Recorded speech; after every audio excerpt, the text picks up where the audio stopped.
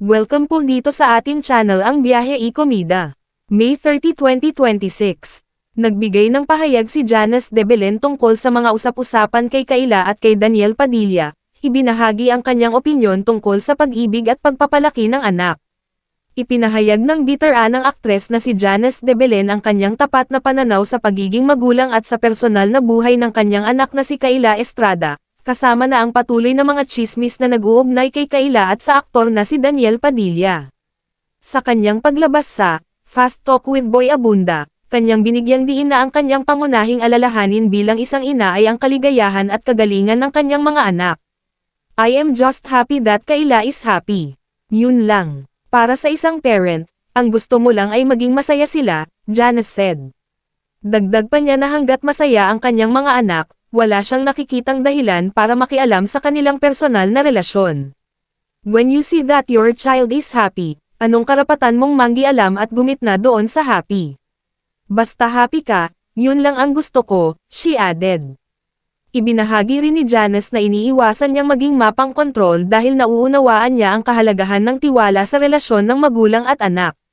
Binalikan niya ang kanyang kabataan, inamin na minsan niyang hinamon ang awtoridad sa kanyang sariling paraan. I always asked my parents to trust me. So nagriring yun sa ulo ko every time naiinis ako or parang, tama ba to?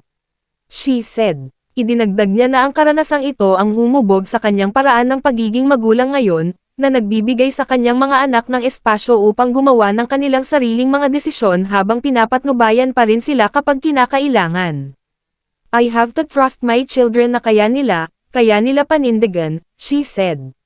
Para kay Janice, gayunpaman, nananatiling malinaw ang focus, suportahan ang kanyang mga anak habang hinahayaan silang mabuhay ng malaya, nagtitiwala na sila ay may kakayahang pangasiwaan ang kanilang sariling mga choices. Thank you. And I always tell my children kasi, since gusto niyo yung relationship na yan, there will always be misgivings coming from me. Kasi ang gusto mo lang naman as a parent, hindi sila masaktan, di ba? Yun lang yun. Huwag masaktan. Huwag mahirapan. Tama. At saka may sinabi kanina, I'm no saint, marami akong pinagdaanan. Pumapasok ba doon ang elemento na sa lahat ng pinagdaanan ko, ayoko kayong masaktan katulad ng sakit na pinagdaanan? Of course. Di ba? Pumapasok yun.